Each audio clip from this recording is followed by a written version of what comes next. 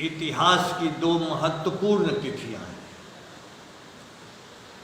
एक बुद्ध पूर्णिमा है और दूसरी तिथि 7 मई विश्व कवि गुरुदेव रविंद्रनाथ टैगोर की जयंती है। बुद्ध पूर्णिमा इसीलिए महत्वपूर्ण है। पिछले दिनों जब हम अंबेडकर जयंती मना रहे थे और उसकी प्रासंगिकता पर बातें कर रहे थे, तो संविधान निर्माता महान विद्वान अस्पृश्यता के खिलाफ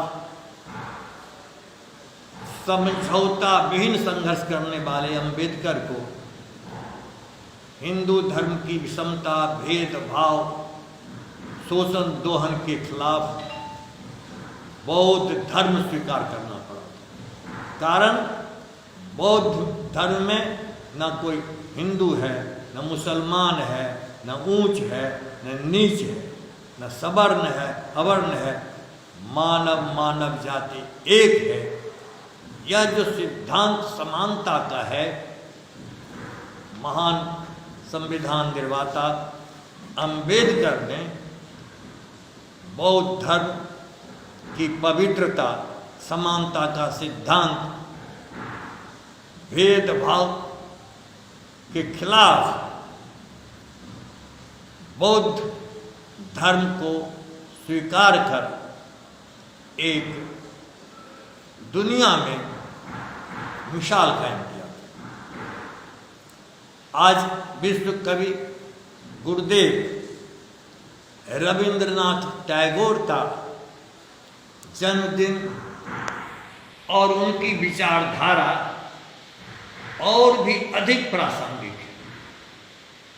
आज जबकि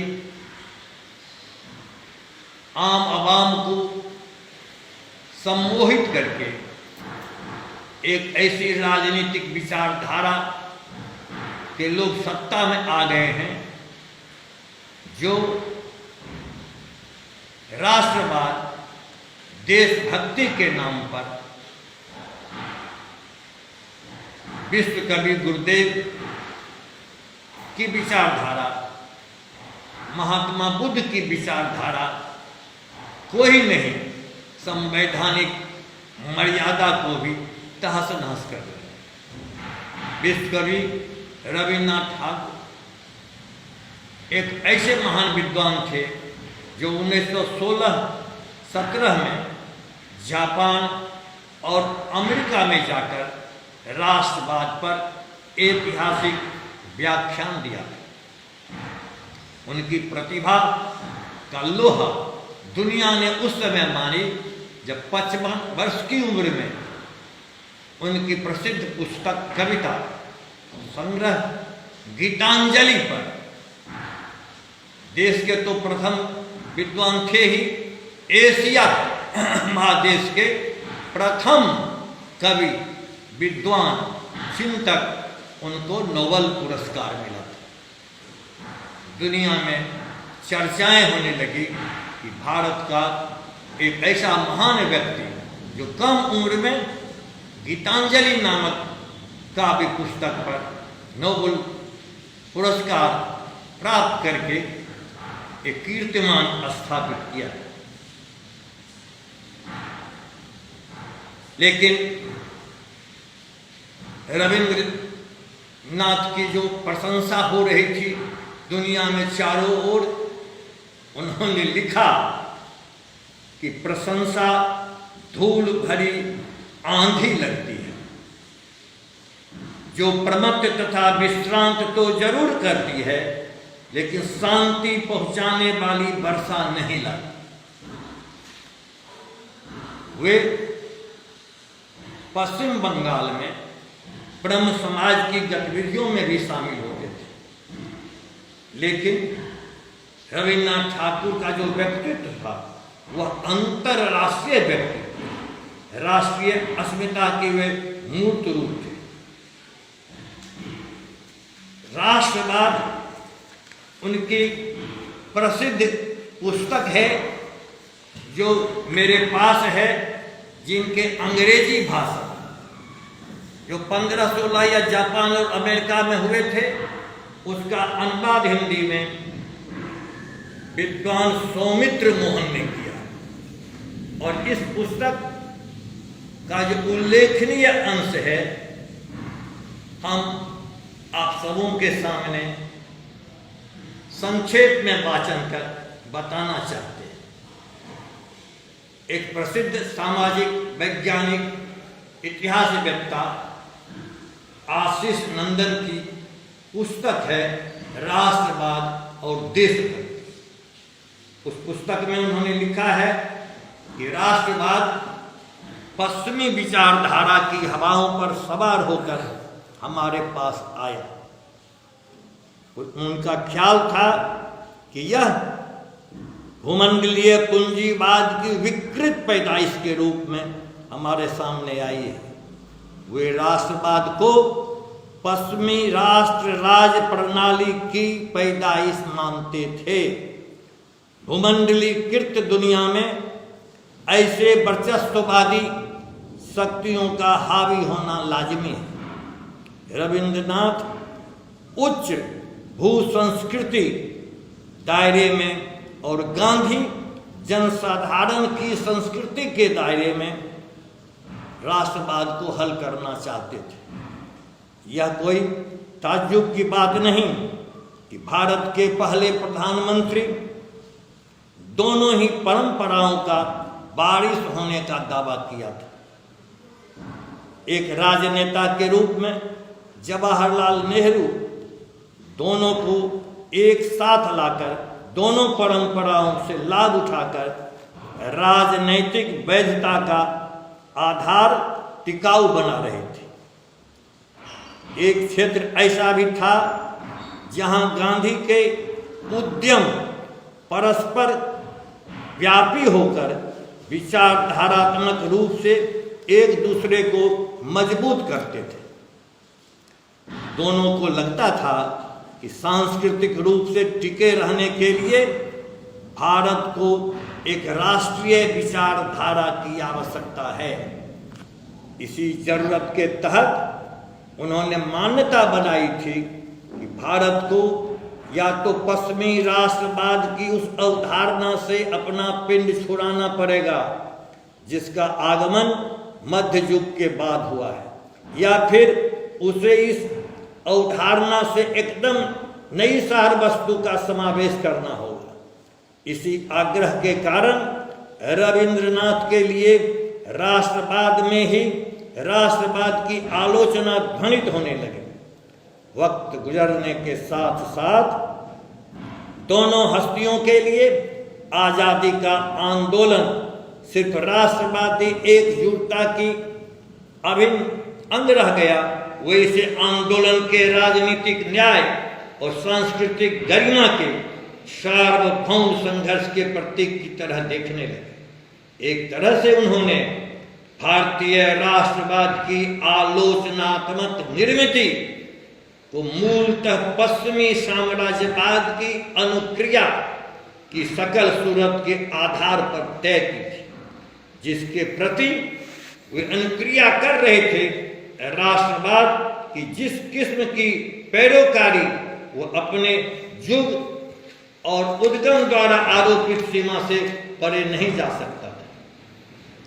भारतीय राष्ट्रवाद की सामाजिक पृष्ठभूमि में कहा गया है, भारतीय राष्ट्रवाद विकास की पृष्ठभूमि की यह खासियत है, विशेषतः हिंदू समाज और सामान्यतः सारा भारतीय समाज खंडित और विभाजित रहा है। किसी भी अन्य देश में राष्ट्रवाद का उदय ऐसी नितांत शक्तिशाली परंपराओं और संस्थाओं के संदर्भ में नहीं हुआ। रविंद्रनाथ जी ने लिखा है कि राष्ट्रवाद बहुत बड़ा संकट है। यह विशेष बात है जो सालों से भारत की परंपरा का कारण रहा है। हम एक ऐसे राष्ट्र द्वारा शासित और पूरी तरह से उसके प्रभुत्व में रहे हैं जिसकी अभिव्यक्ति पूरी तरह राजनीतिक रही। अतीत की विरासत के बावजूद अपनी नियति के राजनीतिक स्वरूप को हमने स्वीकार करने के लिए स्वयं को विवश कर दिया। भारत कभी भी सही अर्थों में राष्ट्रवादी नहीं रहा। बचपन से रविंद्रनाथ लिखते हैं, बचपन से मुझे ऐसी शिक्षा दी जा रही कि राष्ट्र पूजा ईश्वर तथा मानवता पूजा से भी बड़ी है। मुझे लगता है कि मैं इस तरह की शिक्षा से कहीं आगे निकल आया और मुझे पूरा विश्वास है कि मेरे देशवासी उस शिक्षा के विरुद्ध लड़कर सही अर्थों में लाभान्वित होंगे जो यह सिखाती है कि देश मानवता के आदर्शों से बड़ा है। आशीष नंदी राष्ट्र बनाम देशभक्ति नामक पुस्तक की भूमिका में लिखते हैं कि राष्ट्र राज्य के विचार से भारतीय समाज को साक्षात्कार 19वीं सदी के दूसरे हिस्से में हुआ। यह ख्याल राष्ट्रवाद की पश्चिमी विचारधारा की हवाओं पर सवार होकर हमारे पास आया। महात्मा गांधी और रविंद्रनाथ टैगोर के बीच कई बुनियादी मूल्यों पर सहमति के बावजूद अंतरराष्ट्रीय सोच में अंतर था।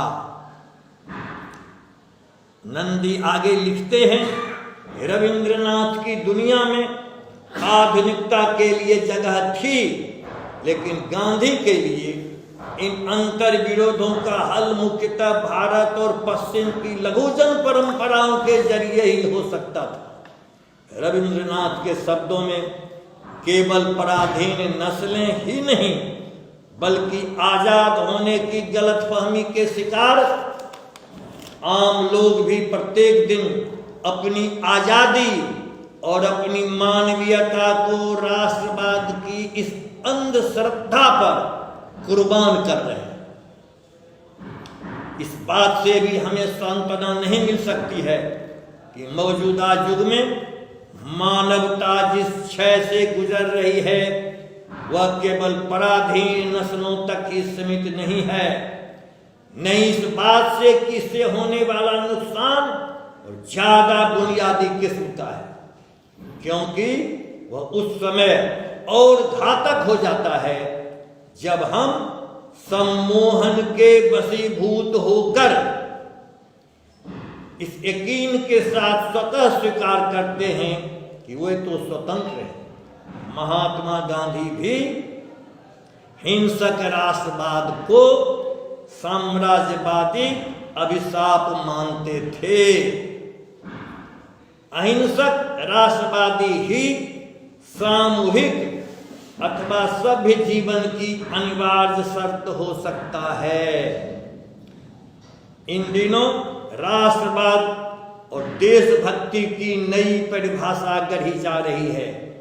भारत का संविधान हमें अपने कर्तव्यों की ओर निर्देशित और नियंत्रित करता है। संवैधानिक दायरों में नागरिकों के जो संवैधानिक अधिकार दिए गए हैं उससे भी अंधराष्ट्रवादी वंचित कर रहे हैं। उनमें भी हमले हो रहे हैं। साम्राज्यवादी और कट्टरवादी राष्ट्रवादी एक ही सिक्के के दो पहलू हैं। वे पहले सभ्यता, संस्कृति, शिक्षा, परंपरागत औपचारिक शिक्षा, अन्य संस्थाओं पर कब्जा कर हमें हमारा इतिहास, भूगोल, प्राकृतिक संसाधनों से अलग कर देना चाहते हैं। भाषा, क्षेत्र, जाति, रंग, यहाँ तक कि खान पान तक भी प्रतिबंधात्मक फरमान का सिलसिला तेजी से बढ़ते चला जा रहा है। राष्ट्रीय आंदोलन से प्राप्त उपलब्धियां, आजादी के रक्त तर्पण करने वाली शहादत और साझी शहादत साझी विरासत को भी ये अंध राष्ट्रवादी भक्त हमसे छीन लेना चाहते हैं। विशाल बहुमत से भारत के मतदाताओं को सम्मोहित कर अंध राष्ट्रवाद की विषवेली फैलाकर देश की गंगा जमनी तहजीब को खूंखार सांप्रदायिकता और अंध राष्ट्रवाद के नशे में मुल्क के तमीज और तहजीब को भी मिथियामेद करने पर तुले हैं। गेहूं सांप जब अपनी जीभ लपलपाता है तो उस विषधर को यह पता नहीं रहता है कि जिसे वह अपनी जिस्म के जहर से मार देना चाहता है वह इंसान उसका फन भी कुचल सकता है। दिनकर ने लिखा, तान तान फन ब्याल, तान तान फन ब्याल, कि तुझ पर मैं बांसुरी बजाऊं विषधारी मत डोल, कि मेरा आसन बहुत कड़ा है। कृष्ण आज लघुता में भी सांपों से बहुत बड़ा है।